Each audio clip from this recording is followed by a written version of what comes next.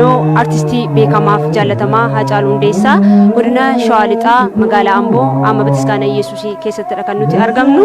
Bakka namoonni garaagaraa jiraattonni magaalaaf naannoo ishee argamanitti guyyaa har'aa kana sirni kadhannaa yaadannoo guyyaa 80ffaa artistii Hacaaluu Hundeessaa gaggeeffamaatti kan inni jiru.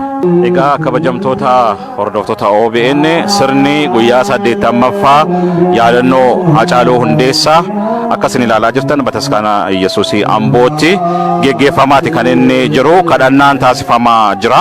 Jiraattonni magaalaa Amboo fi naannoo ishee akkasumas qeerroo fi qarreen kanneen kaanis irratti argamuudhaan gadda qaban ammallee ibsachaati kan isaan jirani. Egaa sirna kanarratti sirna kadhannaa wal faana siidaan in eebbifama. Fardeen gootummaa ibsanis bakka kanatti dhiyaataniiti kan isaan argamani.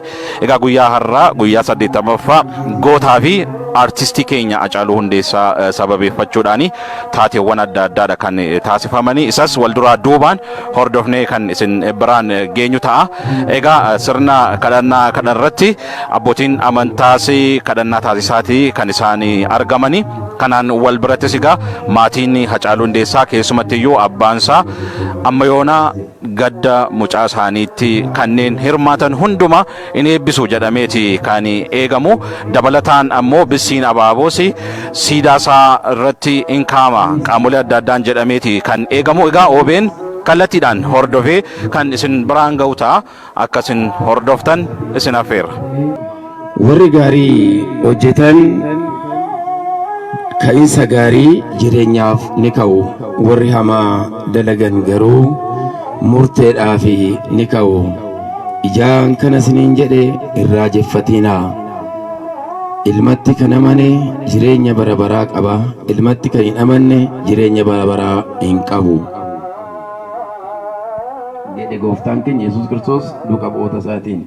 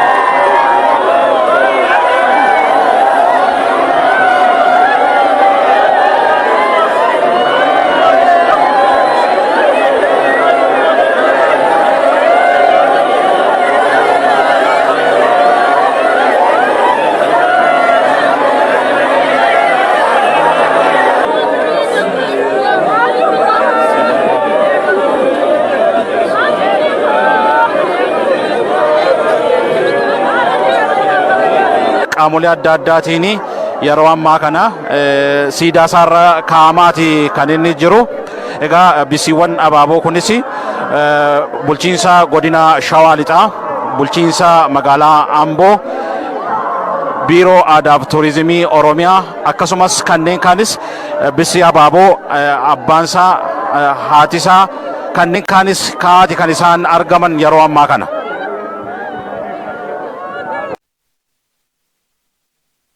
Aratanii dhaloota lafa gaanii du'anii du'a lafa nanqatani. Dhiirri moonuma du'a. Yartuun hin duutu. Yartuun ganda keessa todhokattu utuma si facce lootuu jiraatti. Dhiirri qofa addatti baheeti dubbata, addatti bahee falmata. Hacaaluun waan biraatiif miti wanti du'e. Saba isaatiif dubbata, saba isaatiif lola, saba isaatiif mormata. Kanaaf ajjeesani. Hacaaluun moo goonna akka isaatiif miti kan ajjeefte. Baalageetu birriin bitee ajjeese, baalagee birriin bitee ajjeese. Birriin bitamanii ajjeesani. Warri gaafa du'a mucaa kootii calqabee ammarraatti na wajjin dhaabattanii gadda koo gadda keessan taasiftanii bu'a koo bu'a keessan taasiftanii na wajjin jira amma ammaatti jiraattan ammarraatti galatoomaan jedha faana galaatti sabala maqaa mucaa kootiin hojjetame nufaana galaa qammasaan jedha galatooma kana caalaa oduu baay'isuun gatiin qabu. Yaa waaqatti namsii maari hacaaluu namsii maari yaa gooftaa kootti namsiisaa maari warraa jajjabina kenni yaa waaqa ijoollee isaa guddisi iddoo gaanga'e ga'i yaa waaqa ijoolleen isaa akkuma caaluun caala namaa ta'e caaltuu ta'anii caala namaa haa ta'ani beekan biyyaa bulchan guddatan iddoo gaanga'e haa ga'an waaqayyo isaan haa guddisu maatiin kun jajjabina haa argatu waaqayyo jajjabina haa kennuuf sabuma oromootiyyuu mucaan kun tokkoffaa warra isaatiif dhalate guddate lammata lammiidhaaf dhalate lammii isaatiif gosa isaatiif dhalate akkasumas immoo amma darbeet biyya Itoophiyaatiif dhalate oromoof dhalate mucaan kun kan oromooti kan isaanii qofa miti oromoon gadde booye bu'aasaa godhate kanaaf oromoon illee jajjabaatu waaqayyo oromoof illee jajjabina haa kennu oromoo silaa dhiisi afrikaan iyyuu addunyaan iyyuu duutii hacaaluu baay'eetti dhaga'ame hacaaluun nama tokko miti kan biyyi keenya dhabde nama baay'ee saba baay'ee nama guddaa dhabde gosti isaas akkasuma dhabe